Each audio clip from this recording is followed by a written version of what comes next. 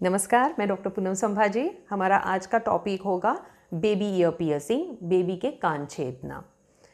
अभी ये टॉपिक कुछ बड़ा नहीं है और इस टॉपिक में कुछ ज़्यादा मेडिकल साइंस भी नहीं है, बट आजकल बहुत सारे डॉक्टर्स जैसे पीडियाट्रिशियंस, ईएनटी, कान के डॉक्टर्स और स्किन के डॉक्टर्स हम भी ईयर पियर्सिंग कर रहे हैं बिकॉज मेडिकली ईयर पियर्सिंग एक क्लीन प्रोसेस रहना चाहिए।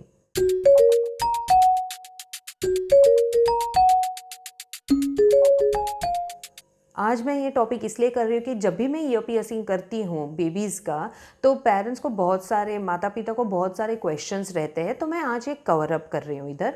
तो क्वेश्चंस क्या रहते हैं कि ईयर पियर्सिंग कब करवाना चाहिए, ईयर पियर्सिंग कैसे करवाना चाहिए, हम ट्रेडिशनली कर सकते हैं क्या, इसमें कोई दर्द होता है क्या, इसके कोई साइड इफ़ेक्ट्स है क्या।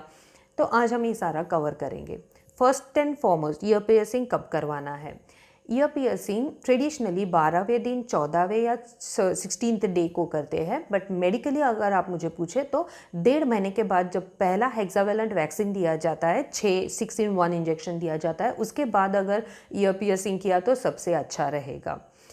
दूसरा, ईयर पियर्सिंग क्यों करवाते हैं। वैसे तो ईयर पियर्सिंग करवाने की कुछ ज़रूरत है नहीं, बट हमारे इंडिया में, भारत में ये ट्रेडिशन बना हुआ है और समझा जाता है कि 16 संस्कारों में से ये एक संस्कार है कि कान छेदना, स्पेशली हिंदुओं में। बट आजकल तो ये फैशन हो चुकी है और पूरी दुनिया में लोग ईयर पियर्सिंग कर रहे हैं। हम इंडिया में ईयर पियर्सिंग क्यों करते हैं। ईयर पियर्सिंग को इंडिया में कर्णवेद यानी कान छेदना ऐसे बोलते हैं, और ये हमारे 16 संस्कारों में से एक संस्कार माना जाता है। आयुर्वेदा में भी या और ट्रेडिशनली इसके माना जाता है कि अगर कान छेदा गया तो बच्चे का ब्रेन ज़्यादा अच्छा ग्रो होता है, बच्चे का इंटेस्टाइन में प्रॉब्लम नहीं आता, यानी पेट के लिए बहुत अच्छा लगता है। मेडिकली मैं ये एंडोर्स नहीं करती, मुझे पता नहीं है, मैंने ये जस्ट कहाँ पर पढ़ा है इसलिए मैं बता रही हूँ। क्या कान छेदना बच्चे के लिए सेफ रहता है। अभी ये डिपेंड करते हैं आप कान कैसे छेद रहे हो। कान छेदने के 2 तरीके रहते हैं, ट्रेडिशनल जो हम गोल्ड स्मिथ के साथ सुनार के पास जाके करते हैं, और मेडिकल जो हम डॉक्टर के पास जाके करते हैं। अभी ट्रेडिशनली जो होता है उसमें सोने की एक तार रहती है जो वो कोकोनट ऑयल में या नारियल के तेल में डुबो के बाद में वो ईयर पियर्सिंग यहाँ पर लोब्यूल को कान छेदते हैं। इससे प्रॉब्लम्स ऐसे हो सकते हैं कि बहुत बार देखे भी है कि कान सूज जाता है, फूल जाता है, वहाँ से पीप आ जाता है, लाल होता है, बच्चे को दर्द होता है, बच्चे को बुखार आ सकता है, इतने सारे प्रॉब्लम्स हो सकते हैं। और ये क्लीन प्रोसेस भी नहीं रहता। अभी मेडिकली अगर आप देखा जाए तो मेडिकल ईयर पियर्सिंग करते हैं गन शॉट से। बहुत सारे सुनार भी आजकल गन शॉट से कर रहे हैं, एंड आई वुड रेकमेंड कि आप गन शॉट से ही करवाइए। जहाँ भी आप करवाती है गन शॉट से करवाइए। गन शॉट से करते वक्त हम पहले कान क्लीन करवा लेते हैं स्पिरिट से, और उसके बाद मार्किंग करने के बाद फिर गन शॉट ईयर पियर्सिंग किया जाता है। बहुत सारी जगह पे ये प्रिलॉक्स नाम की एक क्रीम भी यूज़ करते हैं, जहाँ पर बच्चे को कान छेदने से पहले आधे से 1 घंटे पहले आप उधर प्रिलॉक्स क्रीम लगाइए और उसके बाद ईयर पियर्सिंग करवाइए या कान छेदिए, ताकि बच्चे को कम दर्द लगे। पर अगर मैं प्रैक्टिकली देखूँ तो मुझे इससे कुछ ज़्यादा फ़ायदा नहीं दिखाई दिया है।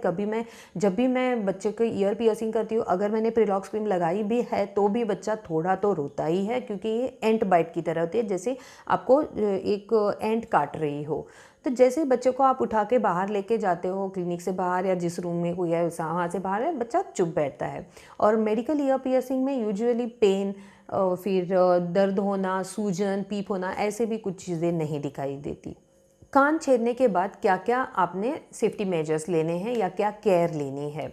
कान छेदने के बाद नंबर 1, जहाँ पर आप कान छेदते हो वहाँ पर कोई मलहम मत लगाइए। अगर आपके डॉक्टर ने आपको कुछ मलहम दिया है तो ही लगाइए। मैं पर्सनली कुछ भी मलहम नहीं देती वहाँ पर। अभी हाल ही में मैं नहीं देती, पहले मैं देती थी, पर थोड़ों बच्चों को कुछ एलर्जी हुई थी, इसलिए मैंने देना बंद किया है। और वैसे भी वो हवा से सूख जाता है, जो होल किया जाता है वो हवा से सूख जाता है, इसलिए मैं कोई क्रीम नहीं देती। दूसरा, वहाँ पर अगर कुछ अटक गया तो स्लोली उसे निकालिए। जैसे आप कपड़े डाल रहे हो तो अटक गया, स्लोली निकालिए। नहाने के बाद टॉवल लेके वहाँ पर थोड़ा सा ड्राई कीजिए, बाकी उधर ज़्यादा हिलाने की ज़रूरत नहीं है। अगर बाय चांस और एक्सीडेंटली वो ईयर स्टड बाहर आ गया, क्योंकि बहुत बार ऐसे होते हैं कि अगर आपका अटक गया कहीं और दोनों साइड से खींच गया ना ईयर स्टड, तो वो आ सकता है। अगर वैसे हुआ तो पहले 24 से 48 घंटे में वो ईयर स्टड लेके आप वापस डॉक्टर के पास जाइए, वो आपको वापस डाल के दे देंगे। कान जब छेदते हैं तो किस टाइप के इयररिंग्स यूज़ करते हैं? अगर आप ट्रेडिशनल मेथड से करो तो सुनार जो होते हैं वो सोने की तार यूज़ करते हैं। अगर आप मेडिकली कर रहे हो तो ये स्टड्स रहते हैं जो मेडिकल स्टील ग्रेड के रहते हैं, यानी जिस स्टील की हम कैंचियाँ और चीज़ें यूज़ करते हैं ना ऑपरेशन में, उस टाइप के मेडिकल ग्रेड स्टील के इयररिंग्स रहते हैं जो 24 कैरेट गोल्ड प्लेटेड रहते हैं। पर्सनली मैं 24 carat gold plated earrings with medical grade steel ही यूज़ करती हूँ, क्योंकि उससे एलर्जी होने के चांसेस बहुत बहुत कम होते हैं। एक चीज़ ध्यान में रखने की होती है, जब ईयर पियर्सिंग आप करते हैं तो जो मेडिकली ईयर पियर्सिंग करते हैं तो जो ईयर स्टड से आपका पियर्सिंग किया जाता है उसी को एक नुकीला एंड रहता है, और जो पीछे की जो क्लैस्प रहती है, पीछे अटक रहे हैं, वो उस पॉइंट को कवर करता है। तो कभी भी आप वो आगे मत पुश कीजिए थिंकिंग दैट कि ये क्लैस्प तो बहुत पीछे आया है, वो आगे मत पुश कीजिए, उधर ही रहने दीजिए। अपने आप 3 महीने के बाद, यानी जब ईयर पियर्सिंग आपने किया तब से 3 महीने के बाद आप वो स्टड्स निकालेंगे और आपको जो भी चाहिए वो डालेंगे। पर्सनली अगर मुझे पूछा जाए तो मेरे दोनों बच्चों की ईयर पियर्सिंग जब किया था तो मैंने जब तक वो ईयर स्टड्स रहे तब तक रखे दिए। वो तो आई थिंक मेरे लड़के में 4 बरस तक रहे और मेरी लड़की में 5 बरस तक रहे। जब तक वो एक ईयर स्टड गिरा नहीं, मैंने वो निकाला ही नहीं, और उसके बाद ही मैंने उनको दूसरे ईयर स्टड्स डाले। आई होप मैंने ईयर पियर्सिंग के बारे में सारे क्वेश्चंस आंसर किए हैं। अगर मैं कुछ भूल गई हो तो प्लीज़ कमेंट सेक्शन में मेंशन कीजिए, मैं डेफिनेटली आपको आंसर करूँगी।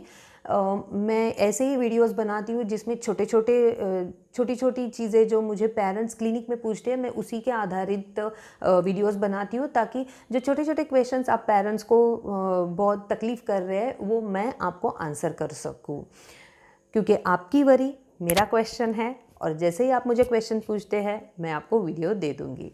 Thank you.